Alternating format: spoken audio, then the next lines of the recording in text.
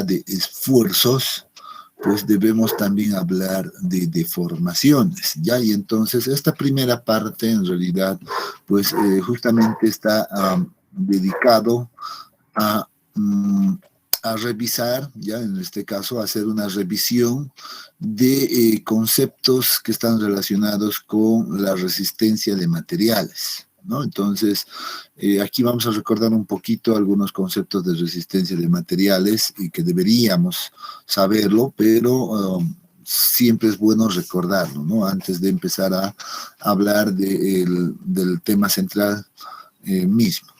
Ya vamos entonces en ese sentido, un poquito a modo de introducción, vamos a poner aquí dos imágenes que en lo personal me gusta manejarlo bastante porque nos ilustran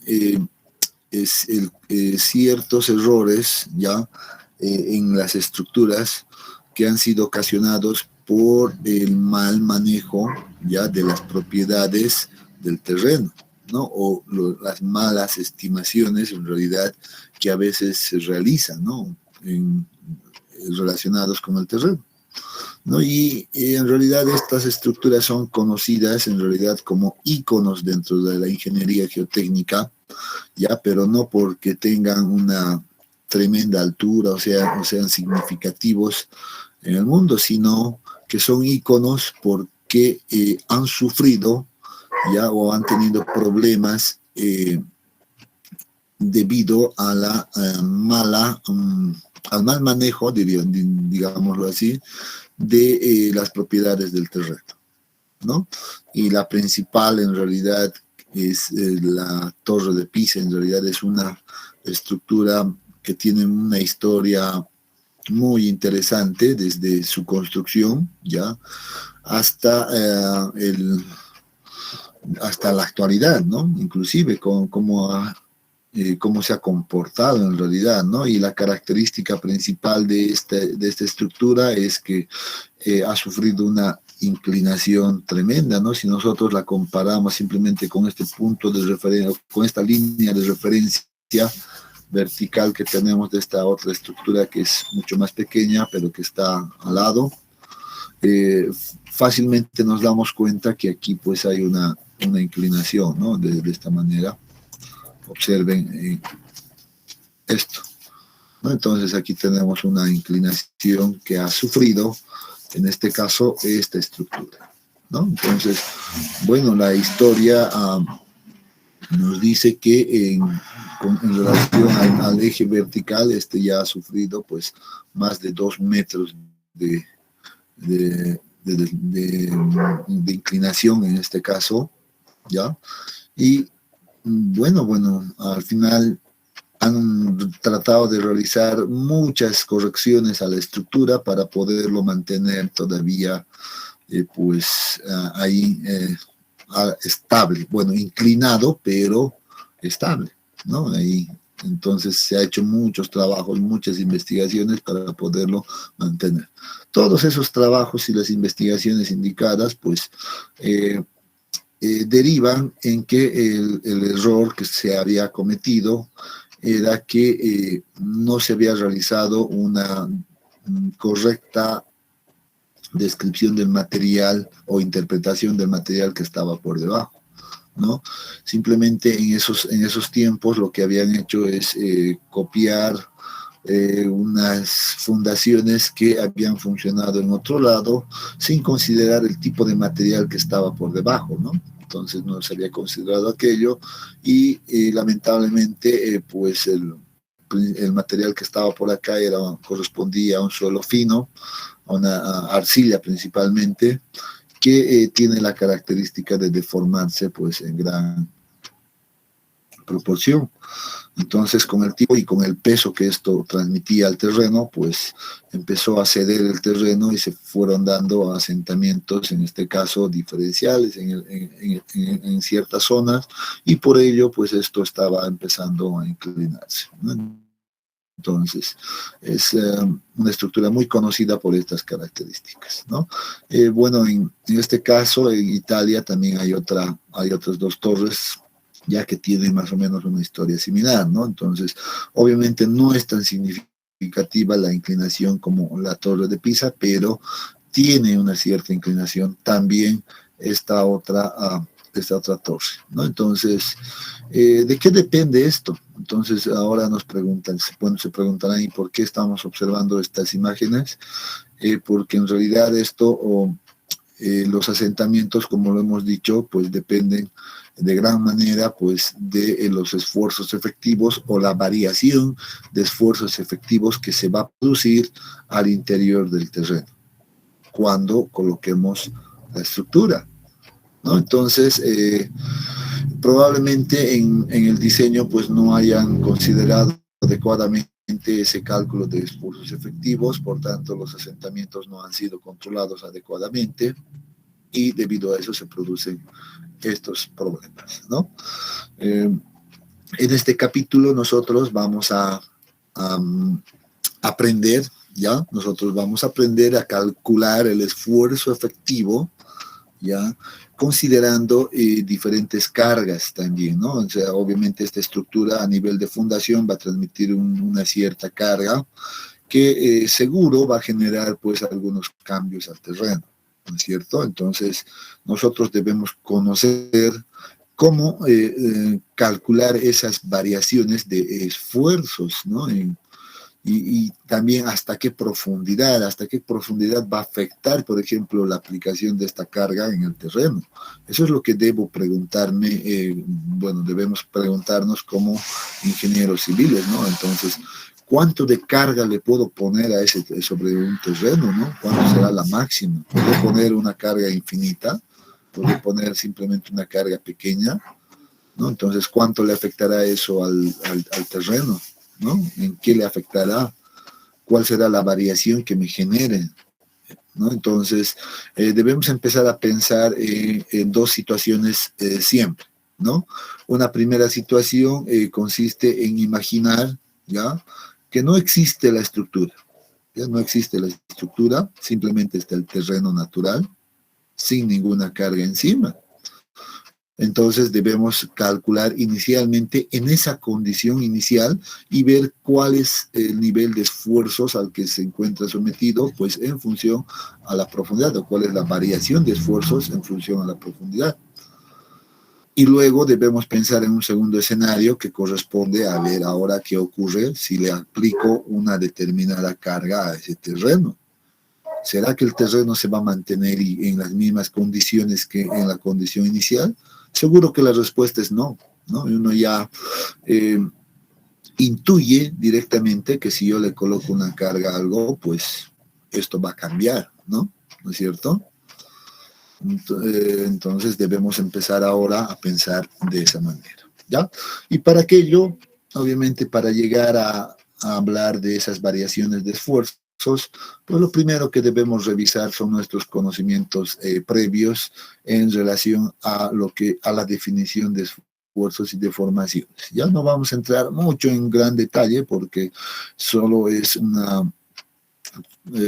algo como que un recordatorio, esta primera parte, de resistencia de materiales, ¿no? Es porque de hecho que esto ya lo han visto en asignaturas anteriores. Entonces vamos a imaginarnos esta situación inicialmente, ¿ya? Entonces esta es la superficie del terreno donde no tiene nada de carga, ¿no? No hay nada, encima está en una condición natural, pero si yo supongo que ingreso en profundidad, una cierta profundidad Z, como la que estoy observando, y defino un punto de estudio, por ejemplo, como un punto A, ya como estoy viendo acá, estoy seguro, ya estoy seguro que todos podemos imaginar que este pequeño elemento que se encuentra acá, pues va a estar sometido pues a distintos niveles de esfuerzo, ¿no? Y aquí ya podemos hablar de esfuerzos, pero un poco recordando esa teoría, ¿no? Un esfuerzo, si este es el eje X en realidad y este es el eje Z, ya lo vamos a llamar así.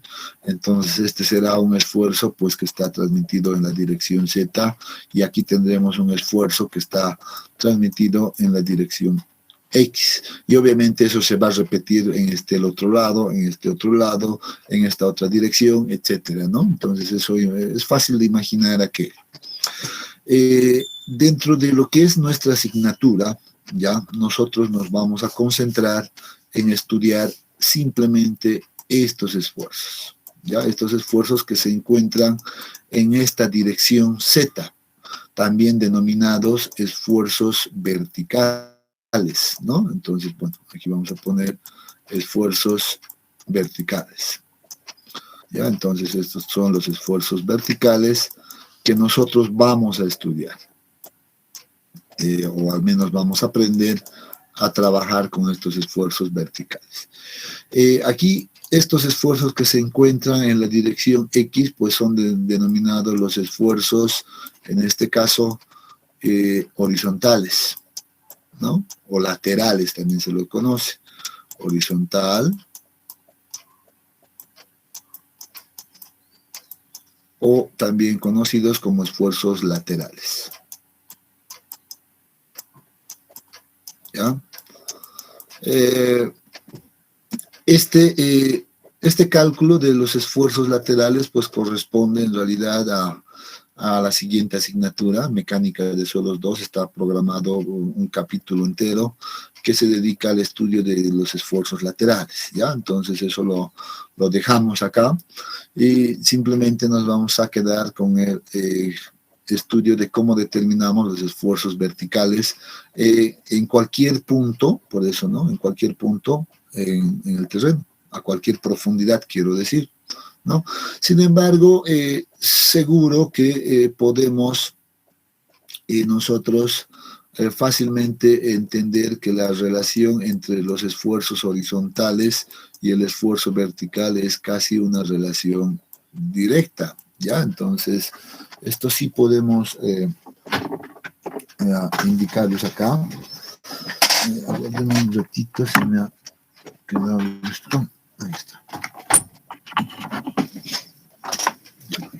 Muy bien, hay una relación directa, pues, en base a un parámetro, ya a un parámetro que por lo general también se la denota con una letra K, ya, pero no es, aquí quiero aclarar, no es la conductividad hidráulica del terreno, sino que es un parámetro, un coeficiente de presión lateral del terreno.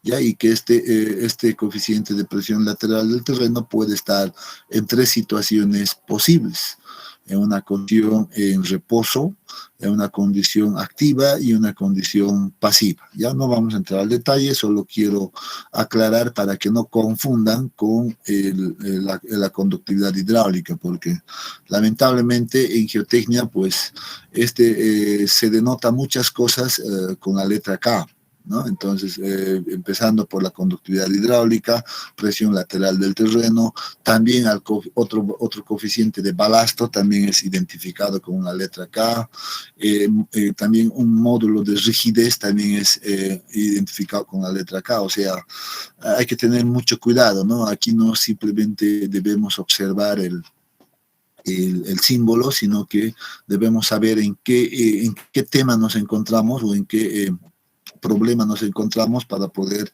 saber de qué valor estamos hablando, de qué parámetro estamos hablando principalmente. ¿Ya? Entonces, mucho cuidado. Lamentablemente así está nuestra nomenclatura y debemos simplemente acostumbrarnos a aquello, ¿no? Entonces, pero como les decía, bueno, vean que hay una relación prácticamente directa entre estos esfuerzos, ¿no? Entonces, el único detalle para encontrar el esfuerzo, conocer el esfuerzo lateral, pues resulta ser cómo calculamos, pues, este coeficiente de presión lateral, ya que obviamente existen varios métodos para encontrar este valor, que no lo vamos a ver acá, insisto, ya lo van a ver en la otra asignatura, ¿ya? Pero así funciona, ahí están relacionados de esta manera.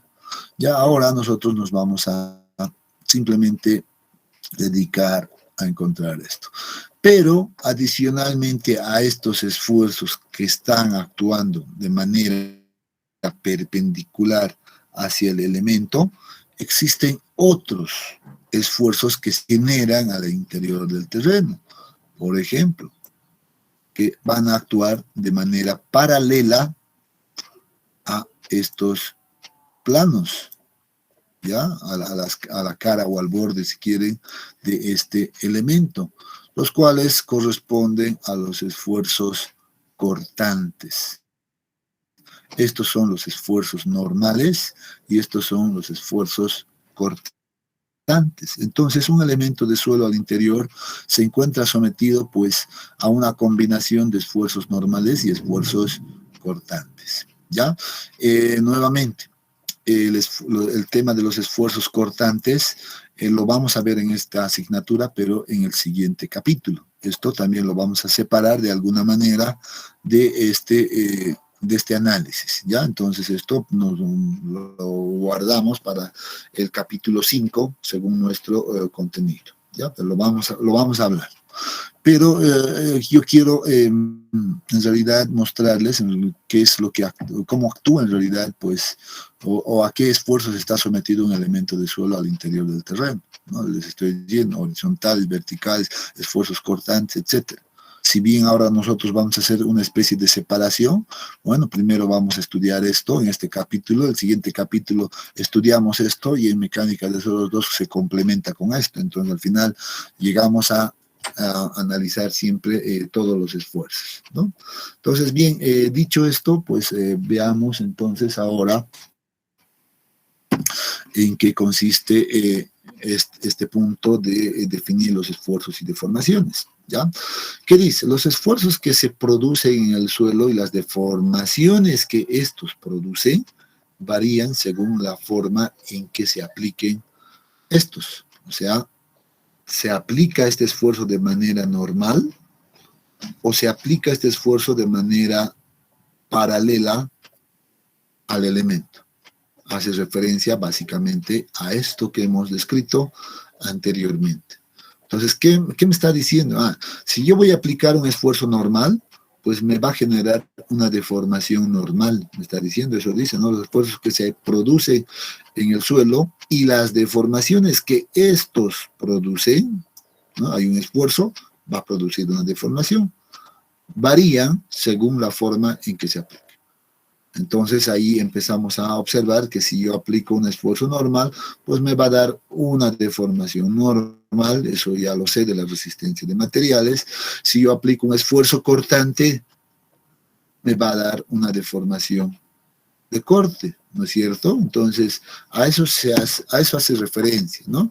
Y aquí tenemos obviamente un esquema, una gráfica que de hecho nos está describiendo este detalle, ¿no? Dice inicialmente si yo aplico una fuerza en todas las direcciones a un pequeño elemento, en este caso un elemento tridimensional, suponiendo que la condición inicial era estas líneas segmentadas, pues si yo aplico estas fuerzas en una área determinada, pues estos se van a transformar en esfuerzos, ¿no? Aquí está lo que decía, en la dirección X, en la dirección Z y en la dirección Y, ¿no? Dependiendo en qué estemos.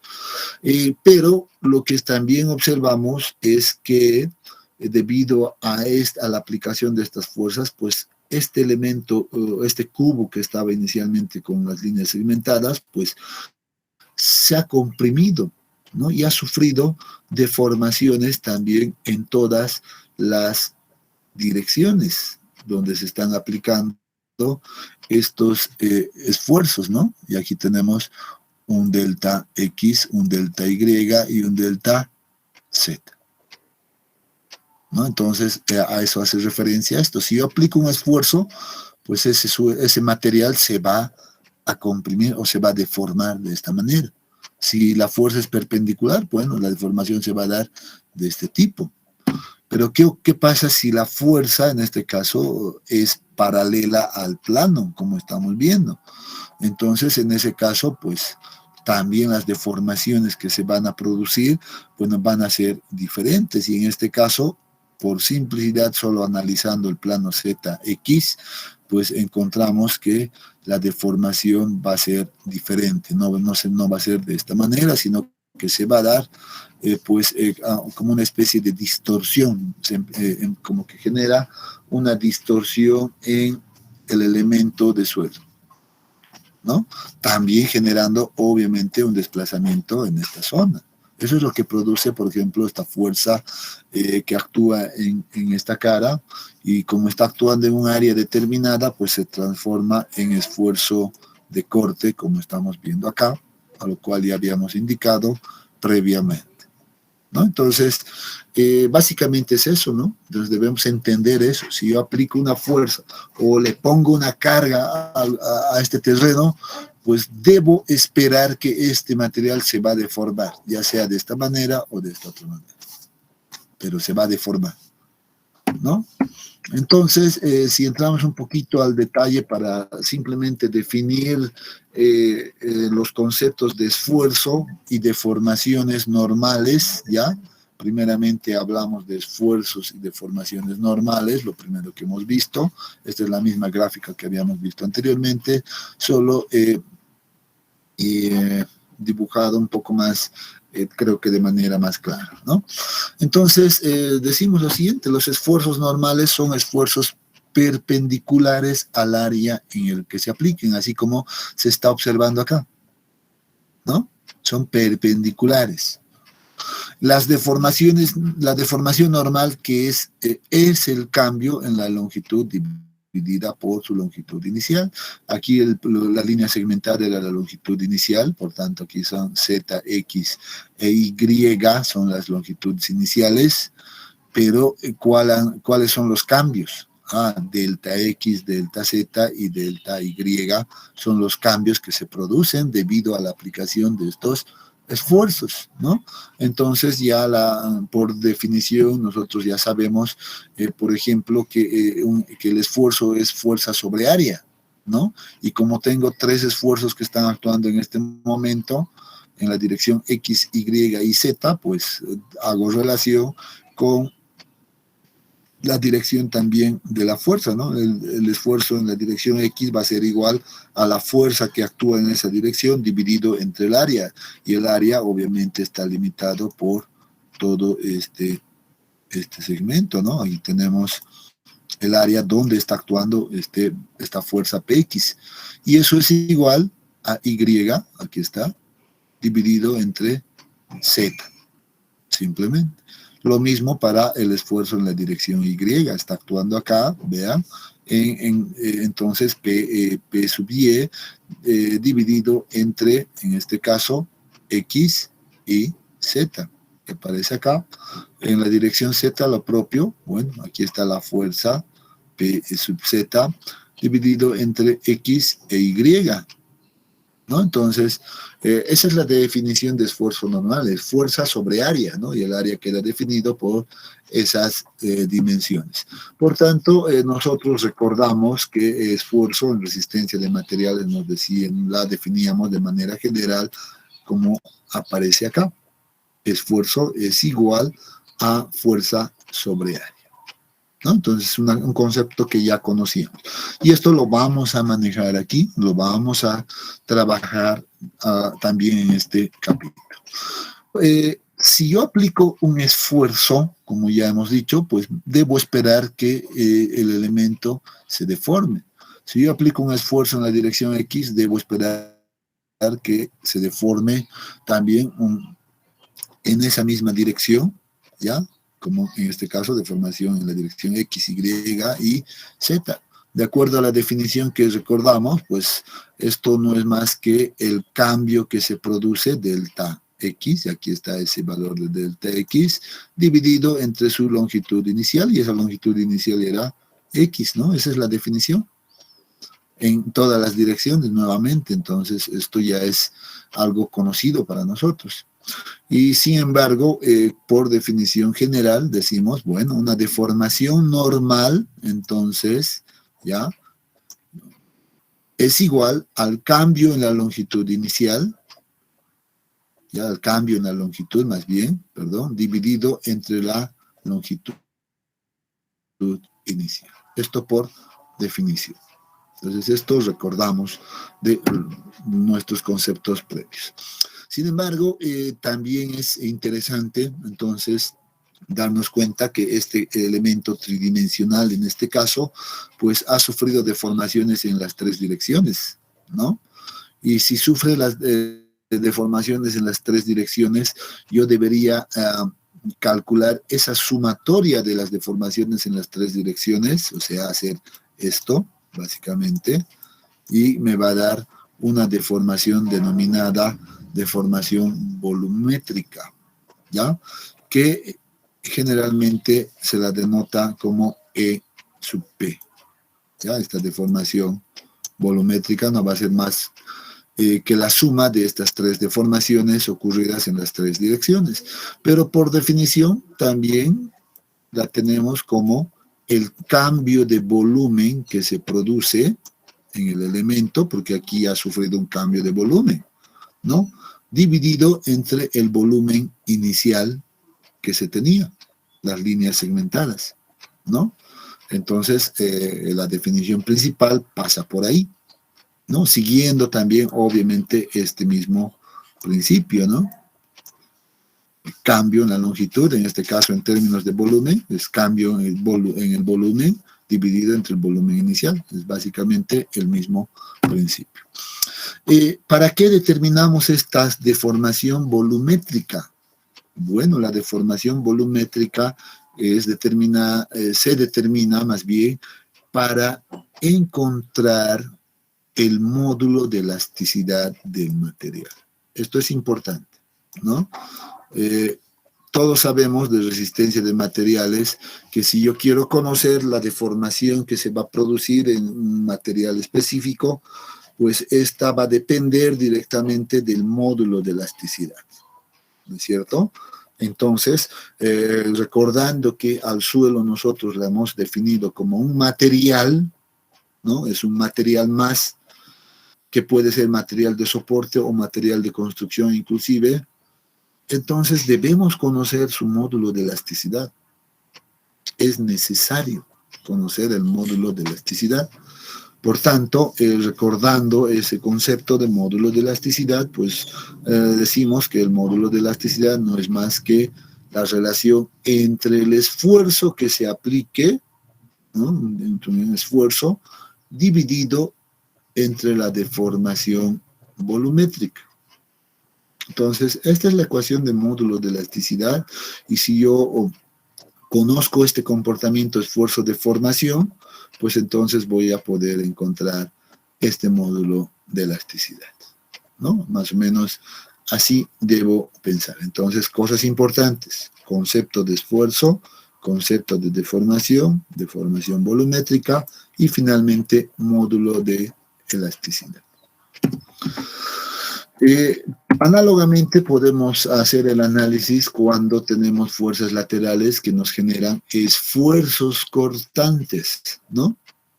Puedo hacer el mismo análisis, pero entendiendo nuevamente el concepto de esfuerzo. Si ya sea esfuerzo cortante en este caso, pues va a ser igual a la fuerza que actúa en una determinada área, ¿no? Dividido entre esa área. Ese es el concepto de esfuerzo cortante. Por tanto, de manera general, trabaja de igual manera. Solo que aquí lo que cambia es la forma como se aplica esta fuerza. Nada más. Ya no es normal al plano, sino es paralelo al plano. En este caso, entonces, nosotros podemos decir, si la deformación que ha ocurrido, a este lado observamos ese detalle, es una distorsión, entonces observamos esto, ¿no? Aquí se nos crea una especie de un triángulo rectángulo, ¿no es cierto? Tenemos ahí tenemos los 90 grados, ¿no? Entonces es un triángulo rectángulo que se genera como distorsión. Por tanto, recordamos un poco de trigonometría en este punto y decimos muy bien la tangente de entonces de este ángulo, porque al final esta deformación parece ser como una distorsión angular, ¿no? A veces se la conoce también con ese nombre.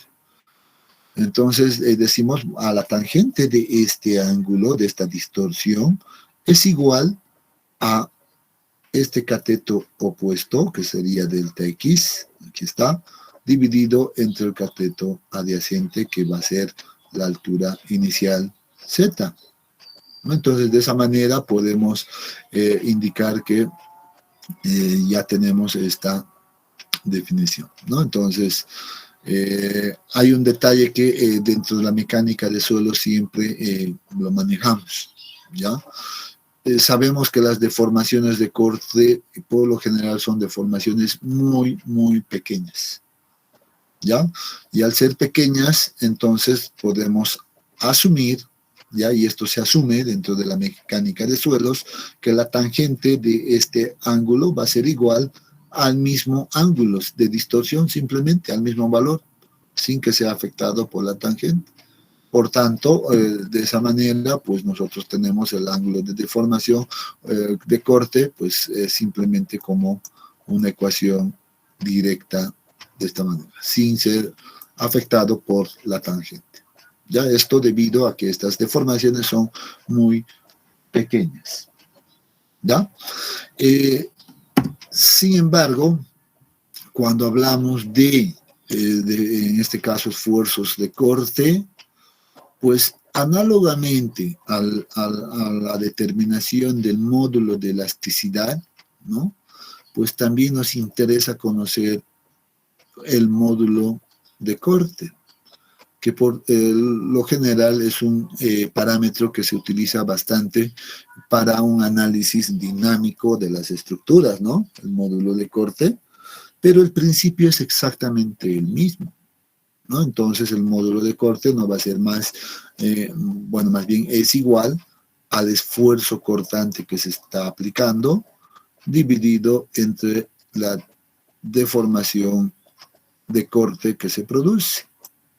Entonces, nuevamente es una ecuación muy parecida al del módulo de elasticidad. Entonces, nos interesa conocer aquello. Entonces, estamos recordando un poquito ese detalle.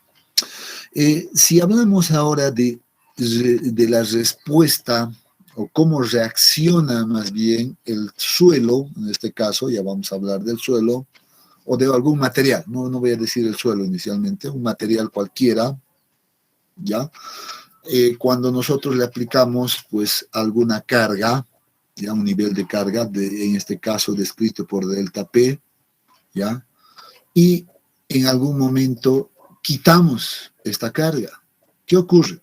Bueno, aplicamos la carga, bueno, este elemento dice, esta era la posición inicial, pues se deforma, sufre un cambio, pero no solo en una dirección, ¿no? Sino que también sufre un cambio en esta otra dirección.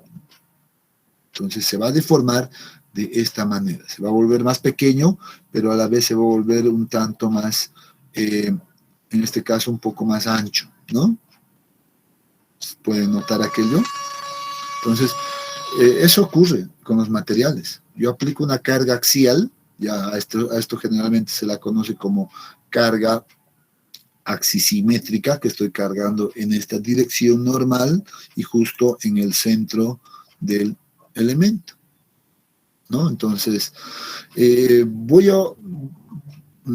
a observar lo siguiente. Tengo la configuración inicial, un poco más oscuro, y la configuración deformada, pues es esta zona ahí un tanto celeste que se va a producir, generando estas deformaciones radiales, en este caso, ya si este es el radio inicial, bueno, va a tener un incremento en el radio y una deformación en esta otra dirección, ¿no?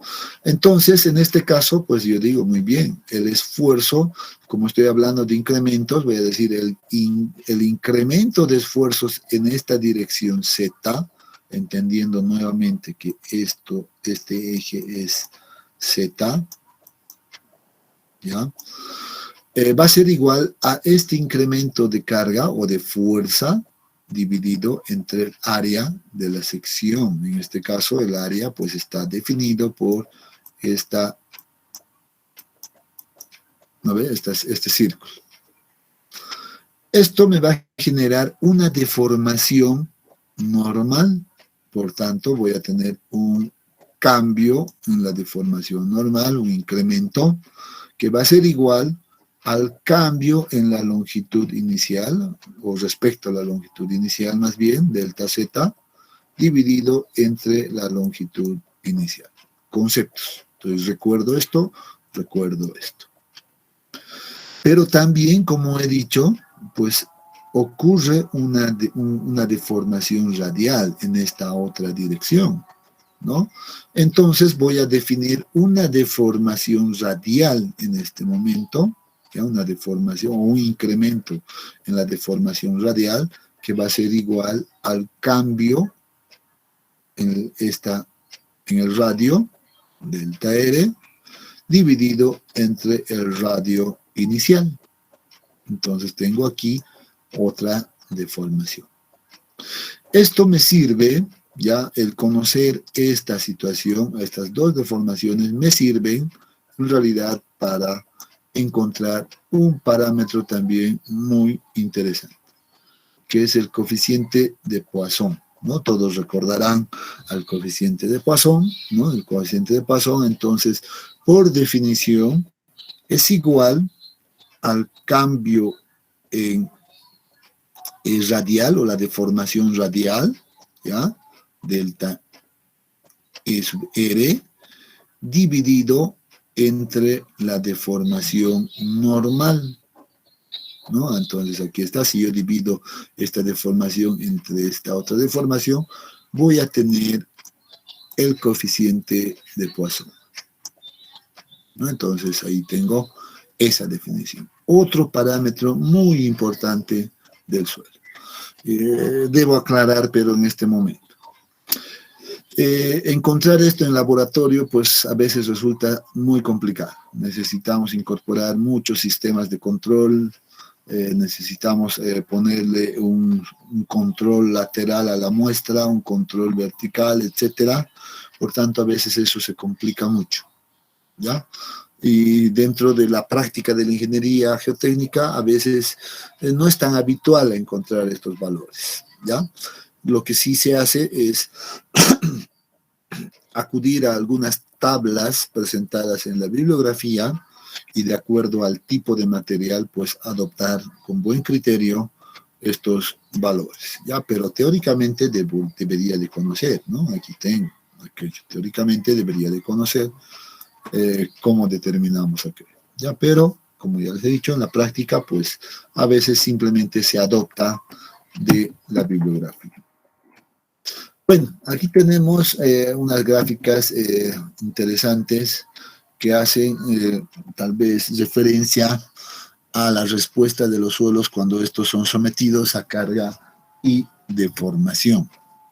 ¿Ya? Entonces aquí tenemos una curva, ya una curva principal que corresponde a un material elástico lineal y elástico no lineal. Entonces la recta A, en este caso, ¿ya? Esta recta que se genera corresponde a un material linealmente elástico, ¿no? Y esto uno se puede dar cuenta fácilmente porque dice, si yo incremento una cierta carga, se va a deformar una cierta deformación, se va a producir más bien una cierta deformación, ¿no? Si yo incremento el mismo incremento una vez más, ¿ya? Y lo voy a llevar acá, pues observo que se ha producido básicamente la misma deformación, no cambia. Para un mismo incremento de carga, y voy a llamarlo, por ejemplo, delta sigma 1, y aquí también va a ser delta sigma 1, si utilizo el mismo incremento, pues lo que voy a yo encontrar es una deformación normal 1, y aquí se debería repetir en realidad la misma deformación, y si voy incrementando más carga siguiendo el mismo incremento, pues las deformaciones también se van a repetir, y por eso me representa pues una línea perfectamente recta, ¿no? Que inicia en el origen, y se denomina elástico, porque una vez que yo he llegado, por ejemplo, a este nivel, ya he llegado a este nivel de incremento de esfuerzos, y bueno, eso me ha representado una cierta deformación acá. Si yo retiro toda la carga, ya si yo retiro toda la carga que he aplicado a la muestra, pues este caso, pues estas deformaciones que se habían producido, pues retornan hasta la posición inicial. O sea, recuperan toda la deformación producida, ¿no? Y por eso son considerados materiales elásticos. Y si el comportamiento es lineal, pues linealmente elástico, ¿no? Esa es la característica del material A, por ejemplo. ¿Qué pasa si estamos, por ejemplo, con un material B? ¿Ya? Estos materiales B son conocidos como materiales elásticos, ya son elásticos, pero no lineales. ¿Por qué no son lineales? Porque si yo aplico, por ejemplo, y ahora voy a colocar otro color, solo para entender esto, un cierto incremento de carga, vean, voy a llegar a esta curva y me va a reproducir una cierta deformación. Si yo aplico el mismo incremento de carga, ¿ya? Entonces la deformación que voy a encontrar va a ser diferente. Entonces aquí voy a tener ya una deformación 1 y luego aquí voy a tener una deformación 2 que va a ser diferente de aquello. Y por ser diferente para un mismo valor de incremento de carga, pues esto se va a formar una especie de curva, ¿no? Va a tender a esta forma. Pero es elástico porque cuando yo llego a este nivel de carga, por ejemplo, ya he llegado a ese nivel de carga, retiro toda la carga aplicada y el material va a regresar o va a recuperar. Miren que inclusive se ha generado una mayor deformación, pero cuando quite toda la carga, pues esto va a recuperar por completo y va a nuevamente aparecer en una posición cero. ¿Ya? Entonces, esa es la diferencia entre los materiales linealmente elásticos y los materiales elásticos no lineales, ¿no? Entonces, tenemos ahí esa diferencia. ¿Qué pasa con los suelos? Bueno, aquí están nuestros suelos, ¿ya? Los suelos, pues, tienen un comportamiento definido como un comportamiento elastoplástico, ¿ya? Que se parece mucho a el comportamiento elástico no lineal, muy parecido, vean, esta es la curva C, este es A, B y esta es la C que corresponde al suelo, ¿ya? Es muy parecido, pero con la diferencia de que cuando yo estoy, por ejemplo, a un cierto nivel de carga definido por el punto A, en este caso, yo retiro la carga aplicada, la totalidad de la carga aplicada, yo retiro, pues la deformación generada pues se va a recuperar, pero no va a recuperar, no va a retornar hasta el origen como en este caso, sino hasta un cierto punto, en este caso punto B, y se va a quedar ahí. Eso significa que se ha generado una deformación permanente, también conocida como una deformación plástica. ¿Tiene un pequeño componente elástico? Sí, porque recupera algo de la deformación producida, pero no todo. Ya se queda en este punto. Eso significa que ya hay una deformación que va a estar ahí de por vida, en otras palabras, ya no se recupera. Si yo vuelvo a cargar después de este punto nuevamente, le aplico ciertos niveles de esfuerzos, pues esto va nuevamente a crecer de esta manera y va a llegar para este mismo nivel, va a llegar a pasar nuevamente por el punto A con la misma deformación y va a continuar la tendencia. Y si aplico mayor carga, pues voy a llegar seguramente a un punto donde voy a ver nuevamente se va a producir este mismo efecto. Por eso se conoce al suelo como materiales elastoplásticos, porque tienen un comportamiento elástico en parte y también un componente plástico, ¿no? Entonces de ahí viene el nombre de elastoplástico. Pero ¿para qué me sirve conocer esto? Bueno, principalmente me sirve para encontrar el módulo de elasticidad. ¿Recuerdan la definición de módulo de elasticidad? El módulo de elasticidad es igual a la relación entre el esfuerzo y la deformación que se produce. Si yo conozco esta curva, y estas curvas son muy características, muy requeridas, que se denominan curvas esfuerzo-deformación, ¿ya? Si yo encuentro esta curva para mi material, puedo encontrar el módulo de elasticidad de dicho material. Pero puedo encontrar inicialmente un módulo de elasticidad tangente, o inicial, perdón, tangente inicial, como dice acá, que va a salir tangente a la curva, pero que parte desde el origen. Voy a salir una tangente a esta curva y la pendiente de esta recta que yo defina, pues va a ser igual al módulo de elasticidad inicial. ¿Ya? Pero también puedo definir un módulo, en este caso, secante, como se observa acá. Yo puedo definir un cierto nivel de esfuerzos, probablemente el nivel de esfuerzos máximo, ¿ya? Y si yo uno con el origen este nivel de esfuerzos máximo, se me va a crear en este caso, una línea, y la pendiente de esta línea, pues, va a corresponder a un módulo de elasticidad secante, ¿ya? Un módulo de elasticidad secante. Pero también puedo definir un tercer módulo de elasticidad en el suelo, que es el módulo de elasticidad tangente. Para este mismo nivel de esfuerzos, por ejemplo, yo puedo trazar una tangente a la curva, ¿no? Entonces puedo trazar de esta manera, voy a poner en segmentada, puedo trazar de esa manera, y la pendiente de esta recta nuevamente va a ser el módulo tangente, que le corresponde a un cierto nivel de esfuerzos, ¿no? Entonces tengo un módulo de elasticidad inicial, un módulo secante y un módulo tangente, ¿no? Pero todos obtenidos a partir de la curva esfuerzo-deformación. Por eso es importante conocer esta curva esfuerzo-deformación de mi suelo, ¿no? Cuando yo esté estudiando con un suelo específico, debo tratar de obtener esta curva en laboratorio.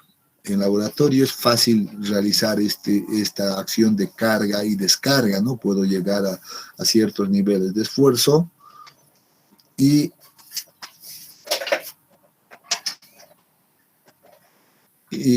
listo, ¿no? Y podemos obtener esos módulos de elasticidad. ¿De acuerdo? Bien, entonces de esa manera ya conocemos también cómo encontrar el módulo de elasticidad. Si yo a ustedes les doy unos resultados de laboratorio, de esfuerzo y deformación, ustedes deberían poder determinar ya con esto el módulo de elasticidad, ¿no es cierto? Entonces, simplemente recordando ese detalle. Pasa lo mismo con el módulo de corte, ¿no? Tenemos una curva muy parecida en los suelos, pues ahí vamos a tener la tangente inicial, el módulo cortante tangente, el módulo secante también, etcétera, ¿no? Entonces es algo similar que no vale la pena pues entrar en este detalle, pero sí vamos a decir que también la bibliografía ha estudiado bastante a estos parámetros, tanto el módulo de elasticidad como el módulo cortante, y en este caso pues esta tabla nos presenta pues los módulos de elasticidades secantes para condiciones drenadas, significa para un estudio o materiales granulares principalmente, ¿no? Pero también para la arcilla en una condición drenada. Entonces, ¿qué módulo nos está presentando? Pues este módulo de corte secante y también el módulo de elasticidad secante. arcilla y arena. Aquí dice, bueno, ahí tenemos ciertos valores como referencia simplemente, ¿no? Aquí están en unidades de megapascales, ¿ya? Si quiero, generalmente nosotros manejamos en kilopascales, debo multiplicar simplemente estos valores por 1000, ¿no? Entonces, tenemos ahí nuestros valores, solo como referencia.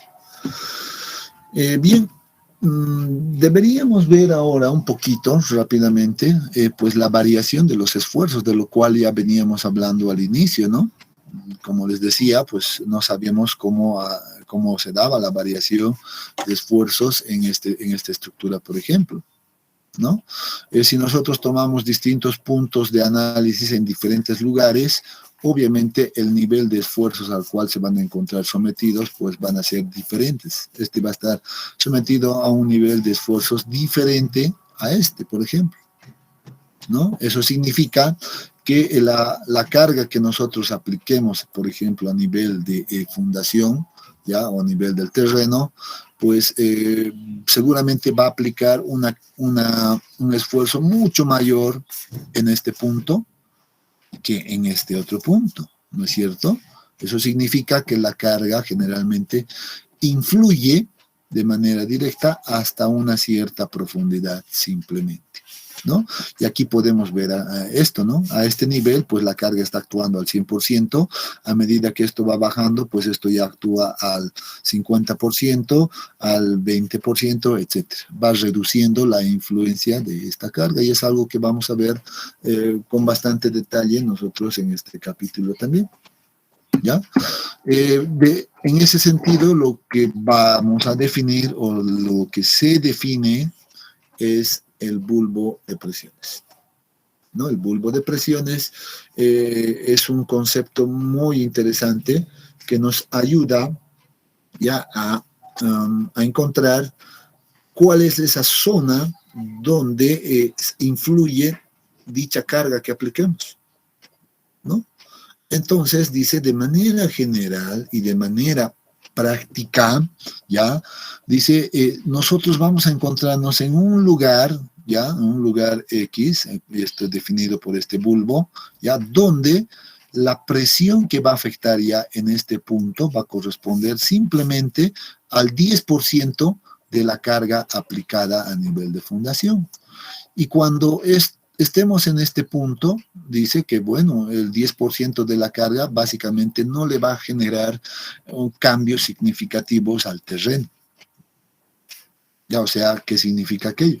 Que a partir de esta profundidad hacia abajo, bueno, ya el nivel de esfuerzos pues van a ser muy parecidos a la condición inicial, no va a haber cambios. Eso es lo que me está diciendo. Pero en esta zona, obviamente, los cambios van a ser bastante importantes. En toda esta zona remarcada de color naranja, ¿ya? Entonces, este es el concepto de bulbo de presiones. Cuando nosotros aplicamos una carga, pues va a actuar en una zona así limitada. Y esto depende mucho de las dimensiones de mi fundación principalmente, o de las dimensiones donde estoy aplicando la carga. Teóricamente dice esta profundidad Z sub I, por eso la denominamos, pues es básicamente 2 veces la distancia donde se está aplicando la carga. Si esto es igual a B1, entonces 2 veces B1, vamos a decir que ya está actuando una presión del 10% de esta carga simplemente. Pero noten si tenemos una zona mayor donde se esté aplicando esta carga Q, por ejemplo, bueno, el principio va a ser lo mismo, pero al ser mucho más grande esta distancia, pues la profundidad también va a ser mucho mayor en relación a este bulbo. Por tanto, es importante conocer en qué área yo voy a aplicar la carga para conocer también ya hasta qué zona se me va a generar cambios. En otras palabras, y espero que con esto quede claro, en toda esta zona se van a presentar o se van a generar deformaciones.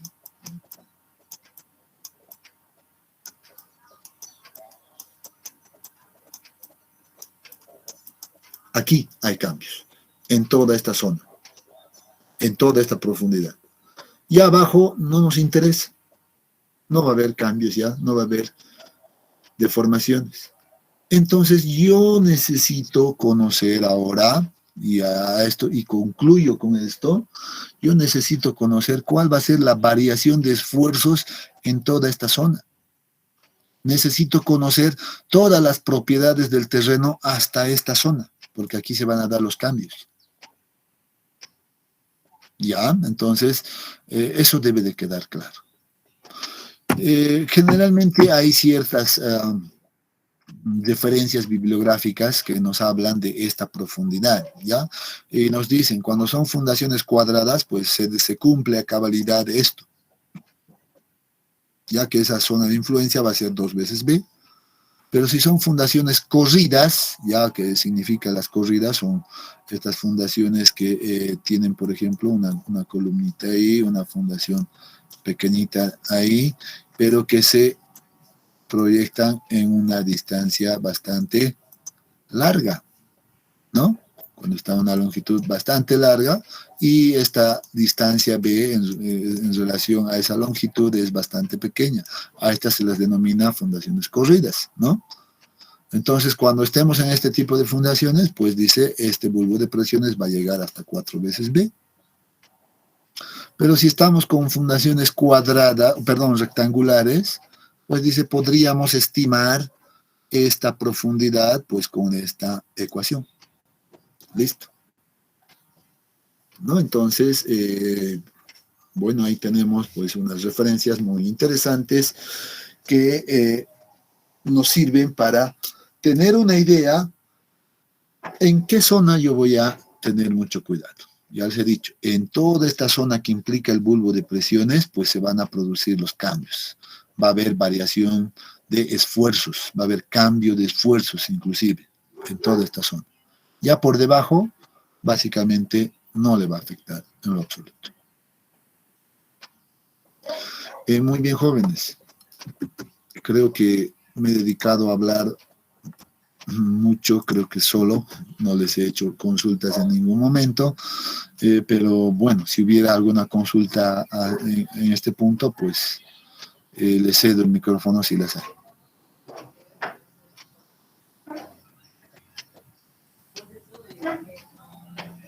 Entiende, ingeniero.